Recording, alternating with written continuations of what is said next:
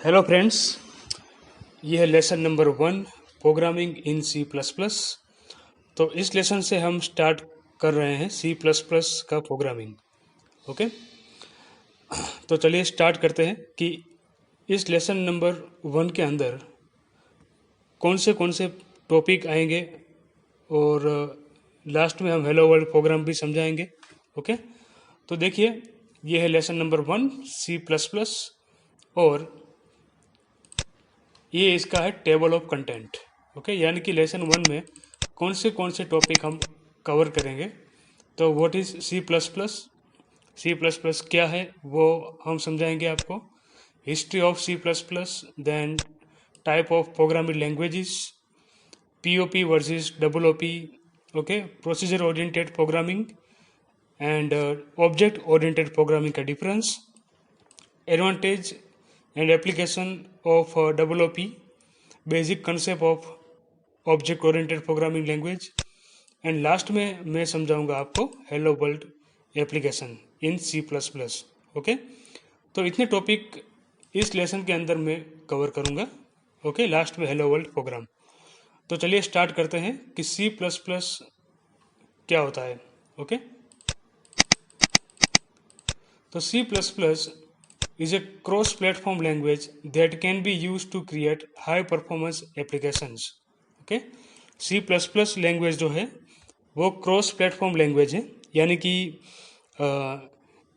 हर एक प्लेटफॉर्म के लिए आप C++ की एप्लीकेशंस बना सकते हो। हाई परफॉर्मेंस एप्लीकेशन भी आप बना सकते हो। किसी ऑपरेटिंग सिस्टम का कोई पार्ट क्रिएट करना हो या फिर ऑपरेटिंग सिस्टम आपको बनानी हो तो वो भी आप बना सकते हो C++ का यूज़ करके। GUI एप्लीकेशंस भी आप बना सकते हो। ओके, तो C++ वॉज डेवलप बाय बिजान और ये नाम लिखा है वो उसने डेवलप किया है। ओके,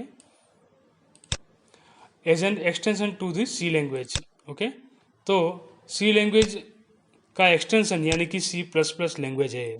ओके, सी लैंग्वेज के अंदर क्या था कि ऑब्जेक्ट ओरिएंटेड प्रोग्रामिंग नहीं था और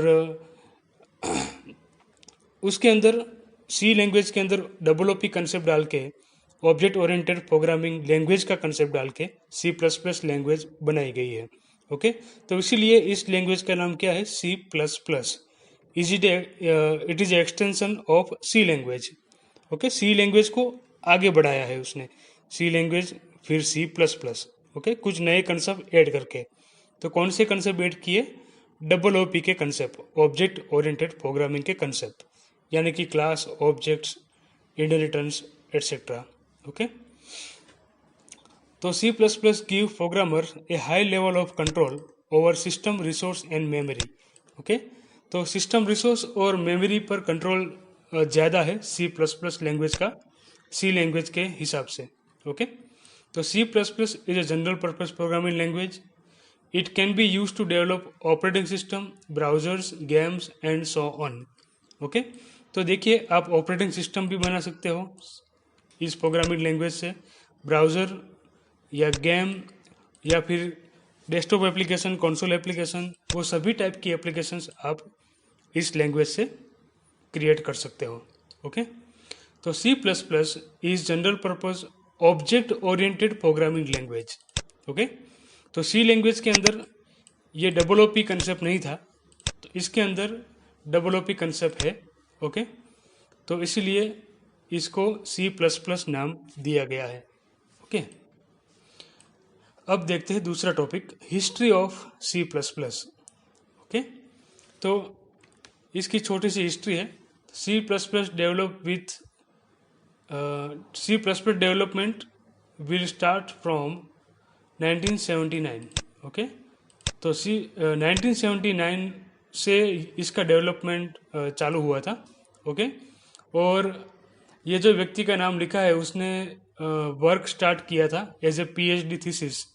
ओके, तो PhD का वर्क था उसका और उसने ये लैंग्वेज डेवलप की कि सी लैंग्वेज को कैसे एक्सटेंड किया जाए, ये उसका टॉपिक था। ओके, तो 1979 से इसका डेवलपमेंट स्टार्ट हुआ और उसने एक लैंग्वेज बनाई जिसका नाम दिया सी विथ क्लासेस। ओके, तो सी लैंग्वेज थी उसमें उसके अंदर उसने क्लासेस, ऑब्जेक्ट, वो सब प्रोग्रामिंग ऐड किया, तो उसको नाम दिया सी विथ क्लासेस। ओके, तो his language include class, basic inheritance, inlining, default function argument, storage type checking, in addition to all the features of the C language.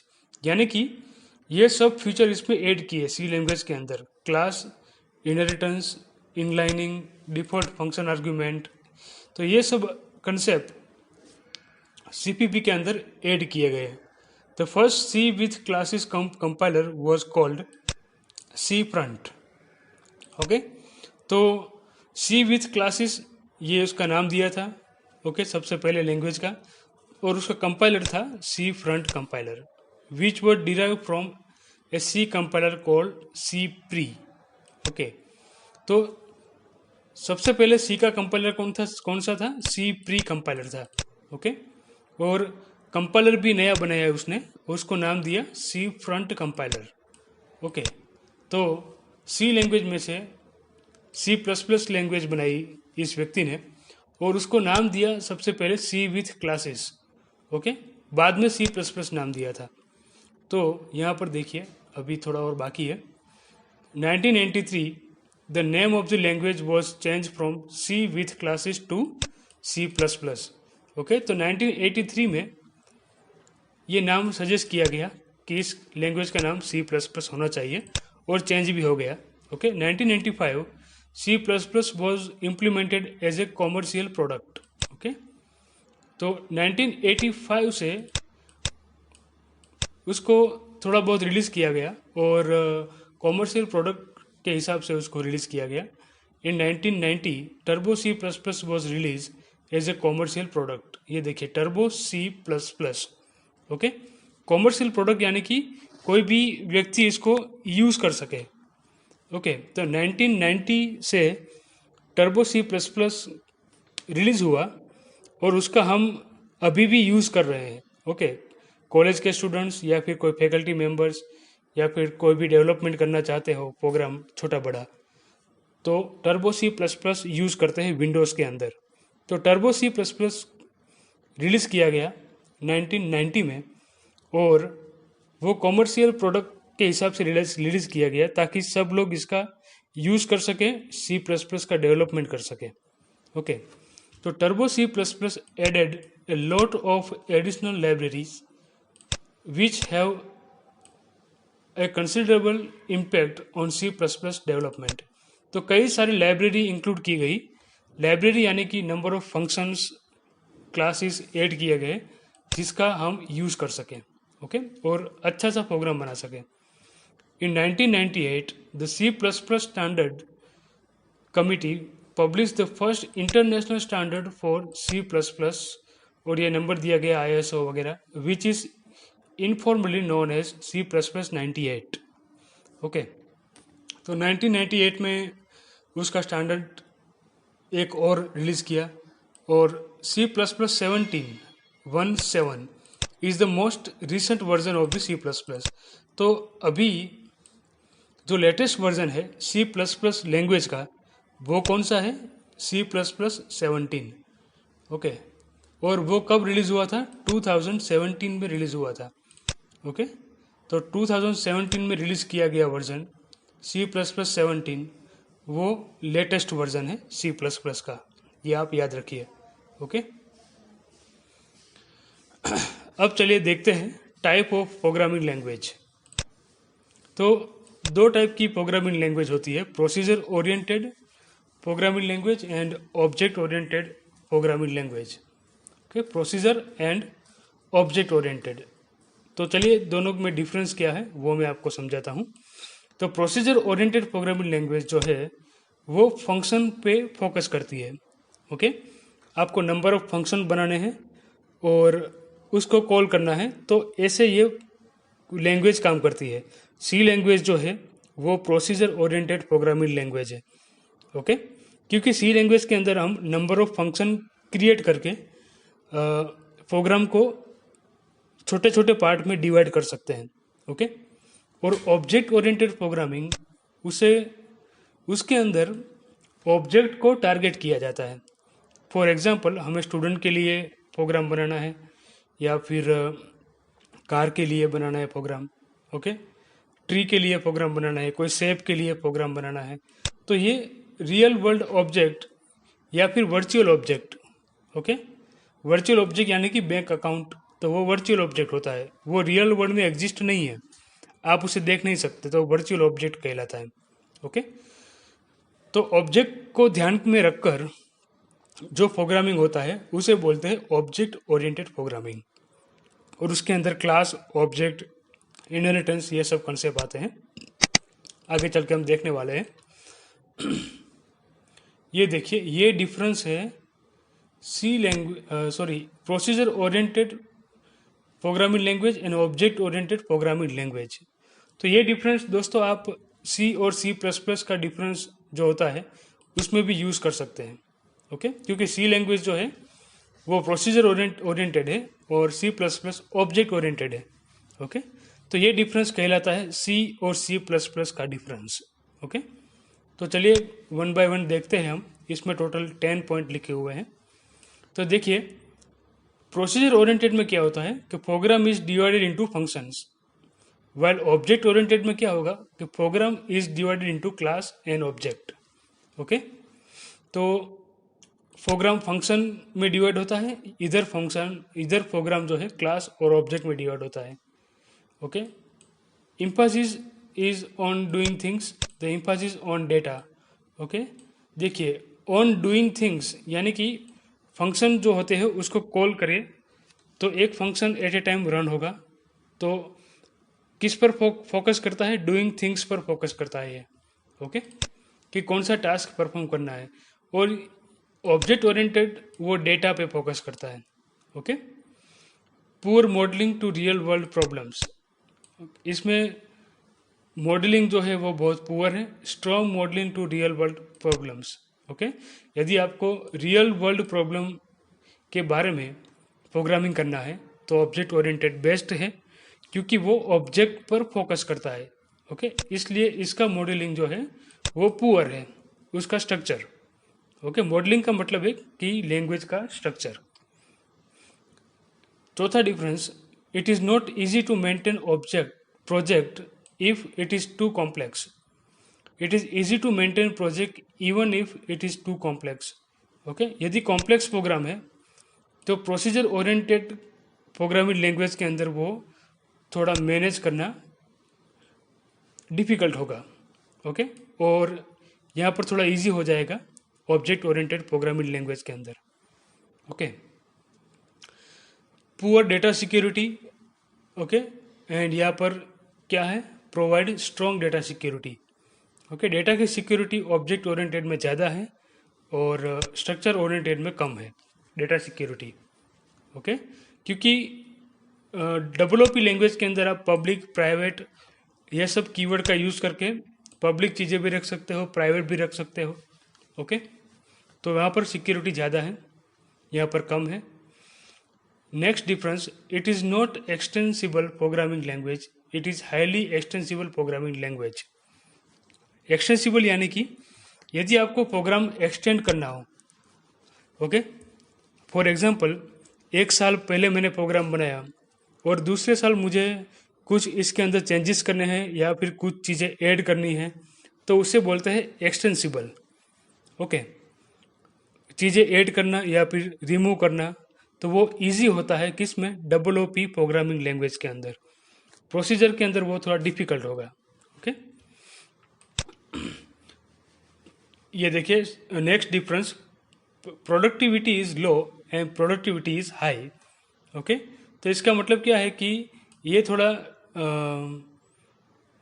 Slow काम करता है प्रोसीजर ओरिएंटेड प्रोग्रामिंग लैंग्वेज, और ये fast काम करता है, okay, object oriented.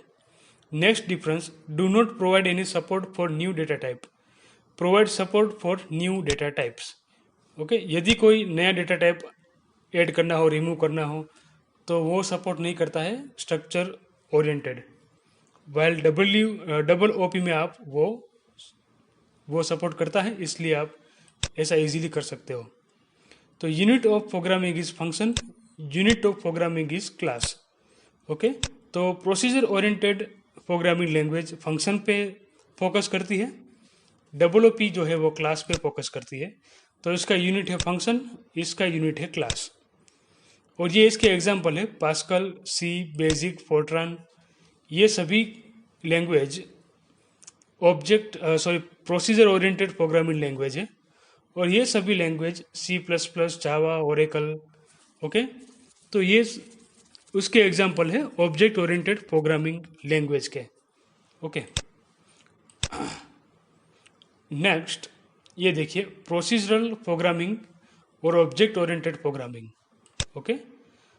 तो आप देख सकते हैं relationship of data and function in procedure, और यहाँ पर दिखाया है relationship of data and function in OOP, okay.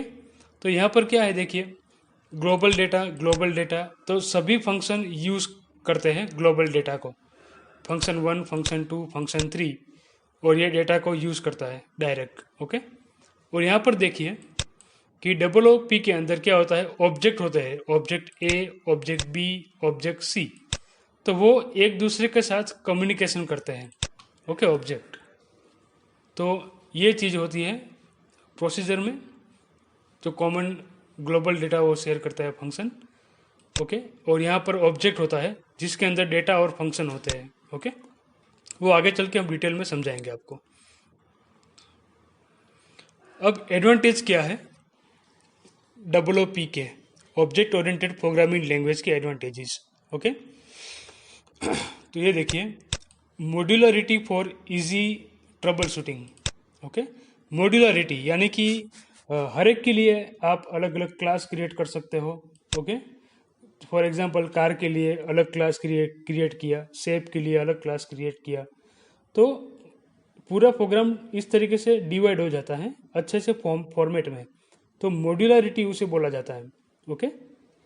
For example आपने एक क्लास बनाया कार का, तो कार का मॉड्यूल आपने क्रिएट किया।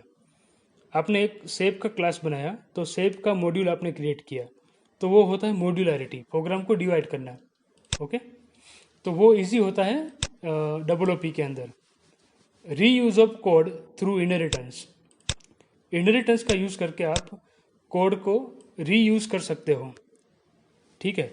आपने एक क्लास बना दिया और दूसरे क्लास के अंदर जो आपने बनाया है क्लास, उसका यूज़ आपको करना है, तो आप इजीली कर सकते हो यूजिंग इनहेरिटेंस। तो वो हम अगले कुछ लेसन में समझाएंगे आपको, okay. Flexibility through polymorphism, okay. Polymorphism का मतलब क्या होता है कि एक ही ऑपरेटर दो फंक्शन दो तरीके से काम करे, उसे बोला जाता है polymorphism concept, okay. For example plus operator, तो वो एडिशन भी करता है, और आप लिखो A++, ओके, तो वो इंक्रीमेंट ऑपरेटर भी बन जाता है उधर। 2 बार प्लस प्लस लिखो तो इंक्रीमेंट ऑपरेटर बन जाता है। एक बार प्लस लिखो A+B, तो 2 नंबर का एडिशन करता है। तो दोनों केस में उसका मीनिंग अलग अलग है, ऑपरेटर एक ही है प्लस, ओके। तो उसे बोला जाता है पॉलीमॉर्फिज्म, एक ही ऑपरेटर दो तरीके से काम करे, ओके। तो पॉलीमॉर्फिज्म कंसेप्ट आगे आएगा। Effective problem solving, okay. तो इजीली आप प्रॉब्लम सॉल्व कर सकते हो इसमें। डेटा रिडंडेंसी यानी कि डुप्लीकेशन ऑफ डेटा नहीं होगा। कोड मेंटेनेंस, और क्लास ऑब्जेक्ट में आप कोड को मेंटेन अच्छी तरीके से कर सकते हो। सिक्योरिटी यानी कि पब्लिक, प्राइवेट, प्रोटेक्टेड, वो सब कीवर्ड से आप सिक्योरिटी दे सकते हो डेटा को। डिज़ाइन बेनिफिट, ओके, क्योंकि आप अलग अलग क्लास क्रिएट करोगे तो डिज़ाइन का भी बेनिफिट होगा। Easy trouble shooting, okay, trouble shooting easily आप कर सकते हो, ओके। ट्रबल शूटिंग यानी कि कोई प्रॉब्लम हो तो इसे इजीली आप सॉल्व कर सकते हो, okay. Problem solving, simplicity, okay. Class और ऑब्जेक्ट में सिंप्लिसिटी है, यानी कि वो सिंपल सा कोड है, कोई हार्ड नहीं है उसमें कुछ भी, ओके। मॉड्यूलरिटी, ओके, यानी कि आप अलग अलग क्लास में अलग अलग कोडिंग लिखते हो, तो मॉड्यूलरिटी आप बनाते हो उसमें, ओके। इनकैप्सुलेशन यानी कि डेटा और फंक्शन को एक ही क्लास के अंदर आप रख सकते हो, उसे बोलते हैं इनकैप्सुलेशन। जैसे कि दवाई की कैप्सूल आती है तो उसमें दो तरह की दवाई होती है, वो वाइट और रेड कलर की जो भी हो। तो कैप्सूल के अंदर आपने वो दवाई डाली, ओके, वो आप देख सकते हो उसमें कैप्सूल में।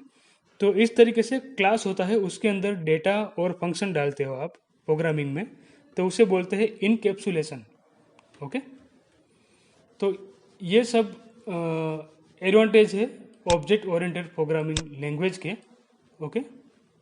अब हम देखते हैं एप्लीकेशन कौन सी है।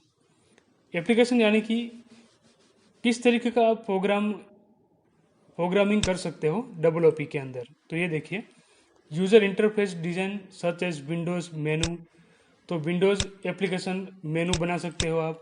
Real time system, okay, for example alarm system है, क्लॉक बना सकते हो, तो वो रियल टाइम सिस्टम है। सिमुलेशन एंड मॉडलिंग, सिमुलेशन बना सकते हो, मॉडलिंग यानी कि कोई सर्कल स्क्वायर कुछ डिज़ाइन वाला सॉफ्टवेयर आप बनाना चाहते हो तो बना सकते हो। ऑब्जेक्ट ओरिएंटेड डेटाबेस बना सकते हो। Artificial intelligent and expert system आप इम्प्लीमेंट कर सकते हो। Neural network and parallel programming भी आप कर सकते हो। Decision support and office automation system की एप्लीकेशन भी आप बना सकते हो, ओके। तो ये सभी टाइप की एप्लीकेशन आप बना सकते हो यूजिंग C++। अब देखिए basic concept of double O P. तो ये टॉपिक अगले कुछ लेसन के बाद रिवीजन होने वाले हैं, तो अभी मैं थोड़ा फास्ट समझा देता हूँ आपको।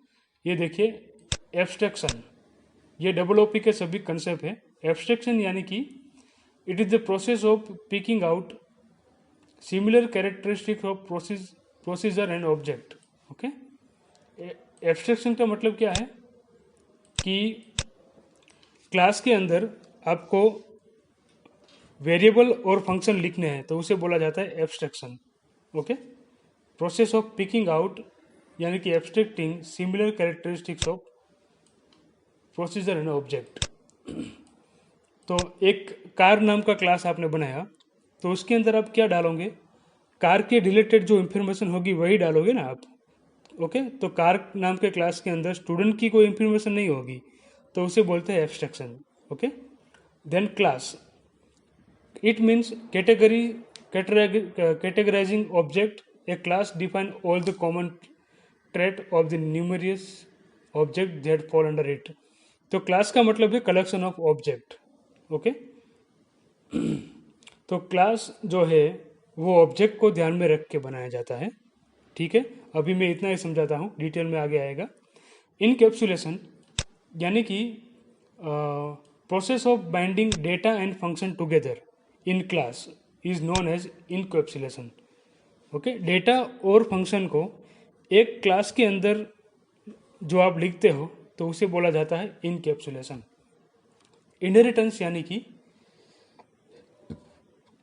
Ability of one class to derive its characteristics from another class, okay, उसे बोला जाता है इनहेरिटेंस। यानी कि एक क्लास को सुपर क्लास बनाओ, दूसरे क्लास को सब क्लास, तो सुपर क्लास की कंटेंट सब क्लास में आप यूज कर सकते हो, ठीक है। कोड रीयूज आप कर सकते हो इस तरीके से, ओके। तो उसे बोला जाता है इनहेरिटेंस, कोड को रीयूज आप कर सकते हो। Then interface, it comprise the language and the code use by various application to communicate with each other, okay. तो एक दूसरे के एक प्रोग्राम का कम्युनिकेशन करने के लिए इंटरफेस आप यूज़ कर सकते हो, पर इंटरफेस कंसेप्ट C++ के अंदर नहीं है। ये डेवलपी का कंसेप्ट जरूर है, पर इंटरफेस कंसेप्ट जावा के अंदर आता है, C++ में नहीं आता है, ओके। फिर ये भी डेवलपी के ही कंसेप्ट है, ऑब्जेक्ट, ओके। तो it is a entity that is self contained, it consist of data as well as procedures. Object यानी कि फॉर एग्जांपल एक स्टूडेंट है, वो ऑब्जेक्ट है। तो स्टूडेंट का नाम, उसका एनरोलमेंट नंबर, उसका एड्रेस, तो वो क्या है, उसका डेटा है, ओके। यहाँ पर लिखा है ना डेटा। और प्रोसीजर यानी कि स्टूडेंट क्या काम करता है, वर्किंग करता है, टॉकिंग करता है, रीडिंग राइटिंग, तो वो इसकी प्रोसीजर है सब, ओके। तो ऑब्जेक्ट के अंदर क्या होता है, data as well as procedure होती है, ओके। पॉलीमॉर्फिज्म कंसेप्ट, तो ability to process object uniquely according to their data type और क्लास। ये थोड़ा हैवी लिखा है पर मैं इजीली समझा देता हूँ कि पॉलीमॉर्फिज्म यानी कि more than one form, okay, acting by single operator, okay, एक ही ऑपरेटर है और अलग अलग जगह पर अलग अलग तरीके से काम करता है, तो उसे बोला जाता है पॉलीमॉर्फिज्म। ओके, मैंने प्लस का एग्जांपल दिया था, प्लस एडिशन के लिए भी यूज होता है और प्लस प्लस दो बार लिखे आप, ओके, ए प्लस प्लस, तो वहाँ पर इंक्रीमेंट भी करता है, इंक्रीमेंट ऑपरेटर की तरह भी वर्क करता है। ठीक है, मैं दूसरा एग्जांपल देता हूँ कि स्टूडेंट जो है तो वो पढ़ाई भी करता है, स्टूडेंट जो है वो किसी इवेंट में पार्टिसिपेट करता है, सिंगिंग करता है, डांस करता है, ओके, तो वो उसके मल्टीपल टास्क है स्टूडेंट के, तो वो होता है polymorphism, multiple task perform by single object. Okay, procedure, तो it is a part of program performing a specific task. Procedure यानी कि फंक्शन, ओके, तो क्लास के अंदर फंक्शन भी होता है और फंक्शन स्पेसिफिक टास्क के लिए बनाया जाता है। आप एडिशन का फंक्शन बनाते हो तो एडिशन होगा, सब्ट्रैक्शन का फंक्शन बनाते हो तो सब्ट्रैक्शन होगा, तो इस तरीके से फंक्शन को बोला जाता है प्रोसीजर प्रोग्रामिंग लैंग्वेज के अंदर, सी प्लस प्लस के अंदर specially. Message passing, it is A form of communication that is used in parallel programming and developing. Message passing यानी कि एक फंक्शन में से दूसरे फंक्शन को आप कॉल कर सकते हो और कोई वेरिएबल की वैल्यू पास कर सकते हो या फिर कोई स्ट्रिंग पास कर सकते हो एक फंक्शन में से दूसरे फंक्शन में, तो उसे बोला जाता है मैसेज पासिंग। ओके, तो ये सभी डेवलपिंग के कंसेप्ट है। ओके, और आगे चल के मैं ये सारे के सारे कंसेप्ट डिटेल में समझाऊंगा जब उसके लेसन आएंगे तब। ओके, और आपको कोई क्वेश्चन हो तो कमेंट में ज़रूर राइट कीजिए। तो हमने इस लेसन में इतने टॉपिक कवर किए लेसन 1 में। ओके, सी प्लस प्लस क्या है, history, type of programming language, a difference between POP WOP, advantage, application and basic concept of WOP, और अब हम देखते हैं hello world program in C plus plus.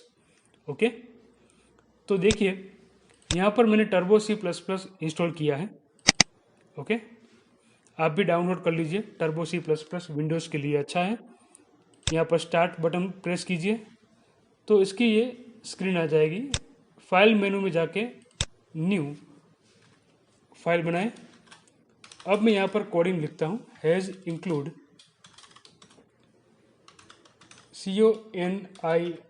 conio.h, okay, then hash include